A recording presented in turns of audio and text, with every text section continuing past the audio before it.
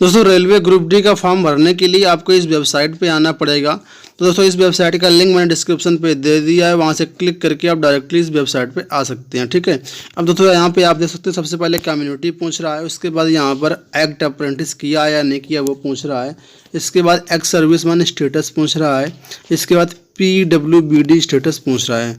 तो इन सबको मैं क्लिक करके यहाँ पे फिल कर लेता हूँ। सबसे पहले यहाँ पे आपको अपना कैटेगरी डालना है, जो भी आपकी कैटेगरी है। तो जो इनका मैं फॉर्म भर रहा हूँ ये शेड्यूल कास्ट से SC से हैं, तो यहाँ से मैं शेड्यूल कास्ट क्लिक कर लेता हूँ। इसके बाद एक्स सर्विसमैन, तो यस या नो कर लेना है। इसके बाद पूछ रहा है एक्ट अप्रेंटिस किया या नहीं किया, तो इन्होंने नहीं किया तो नो कर लेता हूँ। इसके बाद PWBD का पूछ रहा है, तो इसका भी ये नहीं है तो नो कर लेता हूँ। इसके बाद यहाँ पे चेक बॉक्स को क्लिक कर देना, इसके बाद अप्लाई पे क्लिक कर देना। ठीक है, इसके बाद यहाँ से पूछ रहा है किस जोन से आपको, किस रेलवे से यहाँ पे आपको अप्लाई करना है।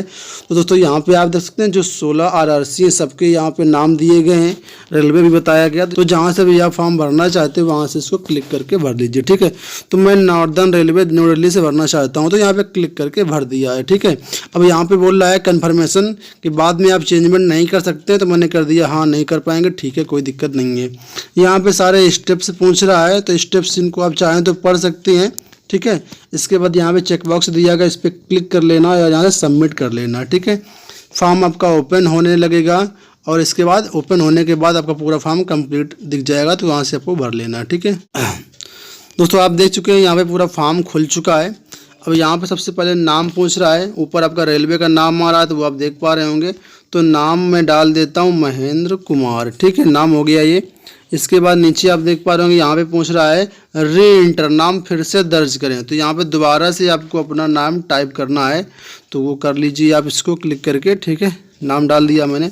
इसके बाद डेट पूछ रहा है, डेट ऑफ बर्थ। ठीक है, तो इनकी डेट ऑफ बर्थ है 8/4/99। ठीक है, तो मैं 99 इनको क्लिक करके भर लेता हूँ यहाँ पे। ठीक है, 8/4 यहाँ से 99। ठीक है, इसके बाद यहाँ पे कैलकुलेट करके बता देगा कितनी आपकी यहाँ पे एज हो गई। ठीक है, इसके बाद नीचे पूछ रहा है आधार नंबर। ठीक है, तो यहाँ पे आधार नंबर कंपलसरी नहीं है, चाहे तो आप डाल सकते हैं, नहीं तो छोड़ भी सकते हैं। ठीक है, इसके बाद यहाँ पे पिता का नाम पूछ रहा है, तो पिता का नाम यहाँ पे आपको टाइप कर देना है। ठीक है, तो मैंने टाइप कर लिया हुआ है। ठीक है, इसके बाद यहाँ पे मदर नेम पूछ रहा है, तो यहाँ पर आपको मदर नेम डाल लेना है, तो मैंने मदर नेम भी यहाँ पे डाल दिया है। ठीक है, इसके बाद यहाँ पे पूछ रहा है मिनिमम एजुकेशन, क्या आपकी मिनिमम एजुकेशन था 10th है या ITI या NEC है, तो इनकी 10th है तो मैं 10th डाल देता हूँ यहाँ पे। ठीक है, इसके बाद यहाँ पे पूछ रहा है 10वीं बोर्ड का आपका कौन सा बोर्ड है, CBSE, ICSE, स्टेट बोर्ड। तो मेरा स्टेट बोर्ड है, तो यहाँ पे क्लिक करके इसको फिल कर लिया। ठीक है, अब यहाँ पे पूछ रहा है 10वीं का अनुक्रमांक या पंजीकरण नंबर, आपको रोल नंबर डाल देना है हाई स्कूल का। ठीक है, तो मैं रोल नंबर इनका डाल देता हूँ यहाँ पे। इसके बाद यहाँ पे पूछ रहा 10वीं पास करने का ईयर, तो इन्होंने कब पास किया वो यहाँ पे डाल दिया है ना।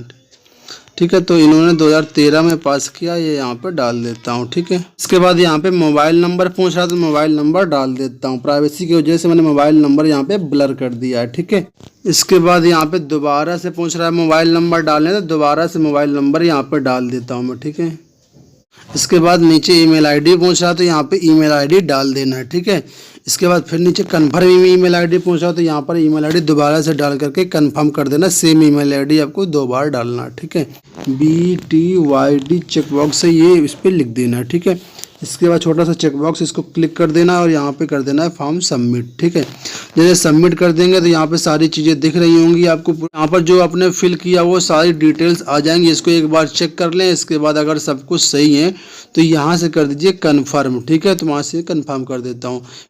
अब दोस्तों यहाँ पर आप देख पा रहे होंगे रजिस्ट्रेशन सक्सेसफुल हो चुका है, सामने आपके पास मैसेज आ चुका है, ईमेल ID में भी मैसेज आ जाएगा।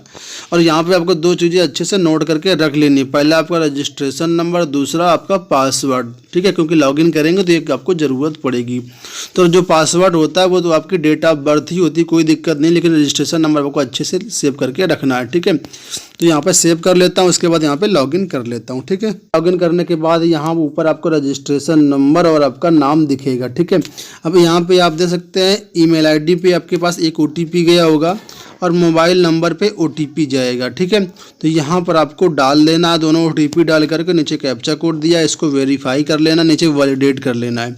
तो मैं ये कर लेता हूँ, इसके बाद जो पेज ओपन होगा वो आपको दिखा रहा हूँ। ठीक है, दोस्तों मोबाइल नंबर और ओटीपी वेरीफाई कर लेंगे तो यहाँ पर आप इस पेज पे आ जाएंगे। ठीक है, अब यहाँ पे आप देख सकते हैं हमारा इसमें 5 स्टेप बताया गया है। पहला एलिजिबिलिटी क्राइटेरिया का है, दूसरा पेमेंट डिटेल्स का, तीसरा एडिशनल डिटेल्स का है, चौथा प्रिंट एप्लीकेशन का है। ये सारे स्टेप आपको यहाँ से करने हैं। ठीक है, तो मैं सबसे पहले यहाँ पे क्लिक कर लेता हूँ अप्लाई एंड एडिट। ठीक है, अगर आप करेक्शन करना चाहते हैं तब भी यहाँ से कर सकते हैं। ठीक है, तो अप्लाई नाउ पे क्लिक कर देना। अप्लाई पे क्लिक करने के बाद पूरा फॉर्म आपका खुल जाएगा। तो यहाँ पर आप देख सकते हैं पूरा फॉर्म खुल चुका है। सबसे ऊपर मांग रहा है शैक्षिक योग्यता, तो शैक्षिक योग्यता में यहाँ पे आपको डाल देना है 10th। ठीक है, इसके बाद यहाँ पे नेशनलिटी पूछ रहा है तो यहाँ पर डाल देना सिटीजन ऑफ इंडिया। इसके बाद कम्युनिटी पूछ रहा है तो यहाँ पर जो भी कास्ट हो वो आपको डाल देना। तो मैं इनकी कास्ट एससी है तो मैं एससी सेलेक्ट कर लेता हूँ। ठीक है, यहाँ पे बोल रहा है कम्युनिटी आपकी चेंज नहीं होगी, मैं कह देता हूँ हाँ ठीक है, नहीं की कोई दिक्कत नहीं यहाँ पे। इसके बाद यहाँ पे स्टेट पूछ रहा है तो स्टेट में आप देख सकते हैं बहुत सारे स्टेट यहाँ पे दिए गए पूरे, तो आपको जो भी स्टेट वो सेलेक्ट कर लेना है। इसके बाद यहाँ पे डिस्ट्रिक्ट सेलेक्ट कर लेना है, तो इनका डिस्ट्रिक्ट ये फतेहपुर है तो मैं ये सेलेक्ट कर लेता हूँ। ठीक है, इसके बाद यहाँ पे कास्ट पूछ रहा है तो साथ लिंग में आपको यहाँ पे मेल फीमेल डाल देना है। रिलीजन पूछ रहा है, यहाँ पे आपको हिंदू मुस्लिम जो भी है आप वहाँ पे डाल सकते हैं। ठीक है, क्या आप पूछ रहे हैं कि आप विकलांग या दिव्यांग हैं तो नहीं है ये। क्या आप भूतपूर्व सैनिक हैं तो ये भी ये नहीं है। सारे इसमें दिए गए ऑप्शंस, तो अगर आप हैं तो यस कर लीजिए, नहीं है तो नो कर लीजिए। ठीक है, सारी चीज़ें भर लेने के बाद यहाँ पे सुरक्षा कोड मांग रहा है तो यहाँ पे जो आपको दिख रहा है बॉक्स में वही पे आपको डाल देना है। ठीक है, तो यहाँ पे दिख रहा है TK2S, तो मैं TK2S डाल देता हूँ। इसको डालने के बाद यहाँ से सबमिट कर देना है आपको। ठीक है, यहाँ पे बोल रहा है आपको 100 रुपये का फीस पे करनी पड़ेगी अगर आप बाद में कोई मॉडिफिकेशन करना चाहते हैं। तो हमने कहा ठीक है भाई, नहीं करना मॉडिफिकेशन, तो मैं इसको ओके कर लेता हूँ। इसके बाद देख सकते हैं हमारा एलिजिबिलिटी क्राइटेरिया पूरा हो चुका है। अब दोस्तों यहाँ पे आप देख सकते हैं RRC दिल्ली के अंतर्गत ये टोटल 17 यहाँ पे रेलवे दिखा। यहाँ पर आप जो भी पोस्ट से अप्लाई करना चाहते हैं, जिस पोस्ट में आप पहले तैनात होना चाहते हैं उस पोस्ट के लिए यहाँ पे आपको प्रेफरेंस में 1 डालना है। उसका दूसरे नंबर पर आप कौन सी जॉब करना चाहते हैं उसके लिए यहाँ पे 2 डालना है आपको। ठीक है, तो यहाँ पे आप अपने हिसाब से डाल लीजिए। ठीक है, तो फिलहाल मैं इन्होंने मुझे ये बताया था कि पहले जो इनको जॉब डालनी है वो डालना है 3 नंबर में जो दिया गया है असिस्टेंट CNW मैकेनिकल के अंतर्गत। इसको इन्होंने बोला था पहले नंबर पर डालना है, तो मैं यहाँ पे लिख देता हूँ फर्स्ट। ठीक है, इसी तरीके से दूसरे नंबर पे कौन सी वो आपको डालना वो आप दूसरे नंबर पे देख लीजिए कि आपको दूसरे नंबर पे कौन सी डालनी है। ठीक है, तो इनके कहे के अनुसार इन्होंने बताया था सबसे लास्ट वाली नॉर्दर्न रेलवे के अंतर्गत ट्रैक मेंटेनर ग्रेड 4, तो इनको 2 नंबर पर डालना है, तो इनको मैं डाल देता हूँ यहाँ पे 2 नंबर पे। ठीक है, तो जितनी प्रेफरेंस इन्होंने बताए थे उतनी मैंने भर लिया, सारी चीज़ें यहाँ पे मैंने नहीं भरी है। ठीक है, आप चाहें तो भर सकते हैं, नहीं तो छोड़ सकते हैं। इसके बाद नीचे सिक्योरिटी कोड आएगा, इसके बाद यहाँ से सबमिट कर देता हूँ। ठीक है, इसके बाद कन्फर्म कर देना है। यहाँ पे आपको कोई दिक्कत यहाँ पे नहीं है। जो आपने पहले नंबर पर डाली है वो ऊपर दिखा रहा है, इसके बाद बाकी चीज़ें यहाँ पे नीचे दिखा रहा है। ठीक है, साइड में देखिए शायद इनका चेक बॉक्स अच्छा ये राइट साइड में, यहाँ पे इसको क्लिक कर देना, इसके बाद कंफर्म कर देना है। ठीक है, कंफर्म करने के बाद यहाँ से फिर से एक नया पेज खुलेगा।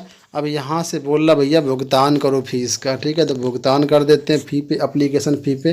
यहाँ पे बोल रहे हैं 250 रुपये का चार्ज लगेगा, तो मैं कर देता हूँ ठीक है भाई, कर लगा देंगे, कोई दिक्कत नहीं, बैंक पेमेंट कर लेना है। इसका चेक बॉक्स को क्लिक कर लेना है, इसके बाद क्लिक टू प्रोसीड कर देना है। ठीक है, अब यहाँ पे आप देख सकते हैं पूरा आपका खुल चुका है फॉर्म एप्लीकेशन का। तो मैं यहाँ पे पेमेंट कर देता हूँ नेट बैंकिंग के थ्रू। यहाँ से अदर बैंक भी हैं, बैंक में जा कर के भी जमा कर सकते हैं, या पोस्ट ऑफिस में जा कर के भी जमा कर सकते हैं, तो यहाँ से कर लेना है। इसके बाद यहाँ पे मैं SBI नेट बैंकिंग से क्लिक करके पेमेंट कर ले रहा हूँ, तो मैं पेमेंट कर लेता हूँ, फिर आपको यहाँ पे दिखाता हूँ। ठीक है, तो इस तरह दोस्तों यहाँ पर मेरी फ़ीस पेड हो चुकी है। आप देख सकते हैं पेमेंट सक्सेस का मैसेज आ चुका है। अब ये फिर से आपको रेलवे की वेबसाइट में भेज देगा। यहाँ पे आप देख सकते हैं आवेदन की स्थिति में पेमेंट सक्सेसफुल हो चुका है। ठीक है, अब यहाँ पे दोस्तों देख रहा है फिल एडिशनल डिटेल्स, तो एडिशनल डिटेल्स पे आपको क्लिक कर लेना है।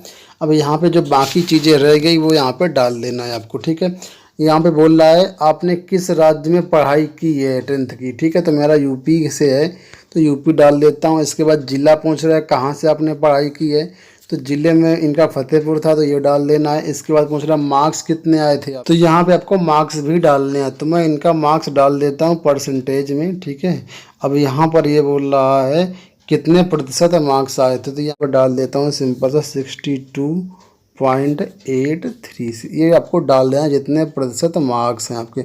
अगर यहाँ पे आपका CBSE बोर्ड है तो जहाँ पे परसेंटेज सेलेक्ट किया यहाँ पे आप सेलेक्ट कर सकते हैं CGPA, ठीक है। ये आगे पूछा कि आपके पास ITI है, तो नहीं है इनके पास ITI।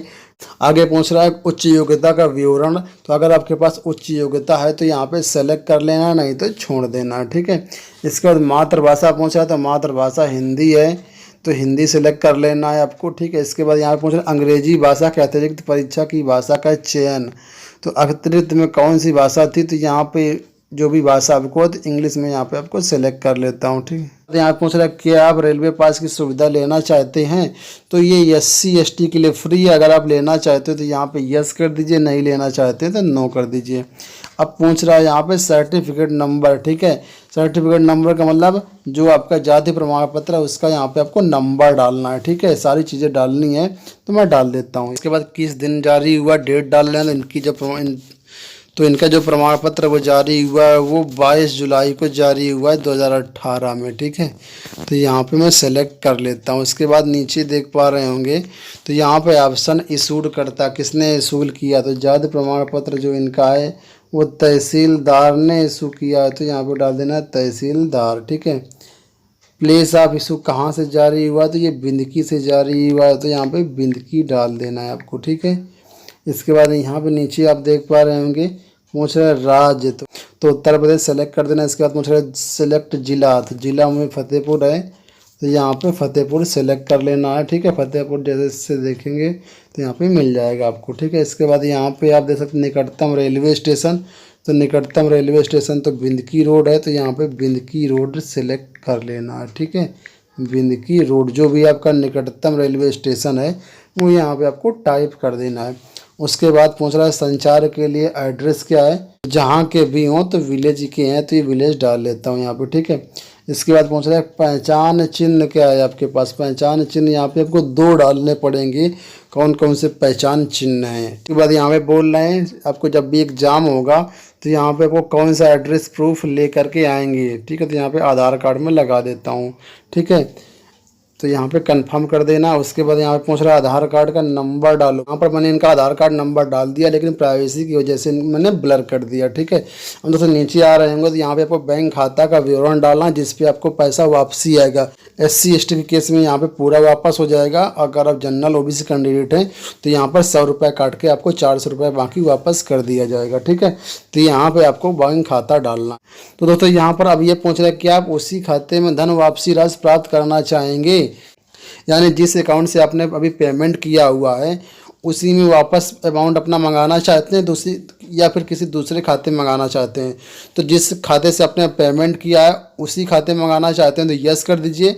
अगर आप दूसरे में मंगाना चाहते हैं तो यहाँ से नो कर दीजिए, ठीक है। नो कर देंगे तो आपको नीचे बैंक डिटेल्स खुल जाएगी, पूरा IFSC कोड, खाता नंबर सब कुछ आपको डालना है। इस खाते में आपका पैसा वापस हो जाएगा। तो मैंने जिस अकाउंट से पेमेंट किया उसी में मुझे मंगाना है वापस, तो मैं यहाँ पे कर देता हूँ यस, ठीक है। इसके बाद नीचे पूछ रहा है कि आप इस परीक्षा में अपने अंकों को रेलवे द्वारा अन्य मंत्रालयों, विभागों, सार्वजनिक उपकरण, निजी संगठनों के साथ उनके संगठनों में भर्ती करने के लिए, साझा करने के लिए सहमत हैं। तो भाई इसको ज़रूर से ज़रूर यस कर लीजिएगा, नहीं तो फिर आपको दिक्कत आ सकती है। तो मैंने लिख दिया यहाँ पे यस, ठीक है। अब आगे दिया गया है सुरक्षा कोड, तो यहाँ पर डाल देना है JP4Q, तो यहाँ पे आपको डाल देना। इसके बाद यहाँ पे सबमिट कर देना है। अब यहाँ पे आप देख सकते हैं सारी चीज़ें यहाँ पर सेव हो चुकी हैं, ठीक है। एलिजिबिलिटी क्राइटेरिया में हरे रंग का आ गया कलर, प्रेफरेंस डिटेल्स में भी हरा रंग हो गया, एडिशनल डिटेल्स में हरा हो गया है। अब यहाँ पे लास्ट स्टेप बचा है डॉक्यूमेंट अपलोड करने का। अब यहाँ पे अपलोड करने के लिए आपको चूज फाइल पे क्लिक करना है, ठीक है। तो यहाँ से देखो ओपन हो गई है और इस यहाँ पे गैलरी में जा करके आपको फ़ोटो को चूज कर लेना है, ठीक है। तो इसके बाद अपलोड पे क्लिक कर देना। तो अगर आपकी फ़ोटो सही होगी तो यहाँ पे सही का निशान लग जाएगा। यहाँ पे दोस्तों आप देख सकते हैं सही का निशान लग चुका है, फ़ोटो आ चुकी है, ठीक है। इसी तरीके से यहाँ आपको सिग्नेचर को अपलोड करना, इस पर भी चूज फाइल पर जाना है। इसके बाद फिर से आपको फाइल्स में जा करके यहाँ से आपको सिग्नेचर वाली फाइल को चूज कर लेना है। अब फाइल चूज करने के बाद यहाँ पे अपलोड पे आपको क्लिक कर देना। अपलोड पे क्लिक कर देंगे तो अगर आपका साइज़ सही है तो ये आपका अपलोड हो जाएगा और सामने यहाँ पे दिखने लगेगा। तो मेरा साइज़ सही है इसलिए आप देख सकते हैं यहाँ पर फ़ोटो भी दिख रही है और साइन भी दिख रहा है, यहाँ पे सही का निशान भी लग चुका है।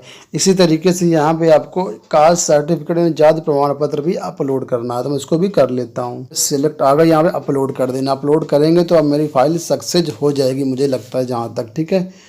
तो यहाँ पे आप देख सकते हैं मेरा जो नया जाति प्रमाण पत्र है वो यहाँ पे आ चुका है और यहाँ पे सही का निशान भी लग चुका है, ठीक है। इसके बाद आपको इस चेकबॉक्स को क्लिक कर देना है। नीचे लिखा होगा फाइनल सबमिट, इसको आपको क्लिक कर देना है। यहाँ पे आप देख सकते हैं फ़ोटो और सिग्नेचर आपका पूरा यहाँ पे चीज़ आ रही है और यहाँ पे लिखा ने और यहाँ पे एक कन्फर्मेशन बोल रहा है कि जो चीज़ें आपने लगाई हैं वो सही हैं या नहीं, से इनको आप चेक कर लीजिए।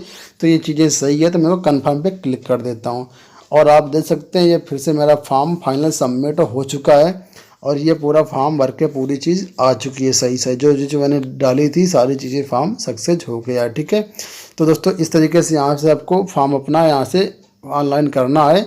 सारा स्टेप बाय स्टेप मैंने आपको बता दिया है, ठीक है।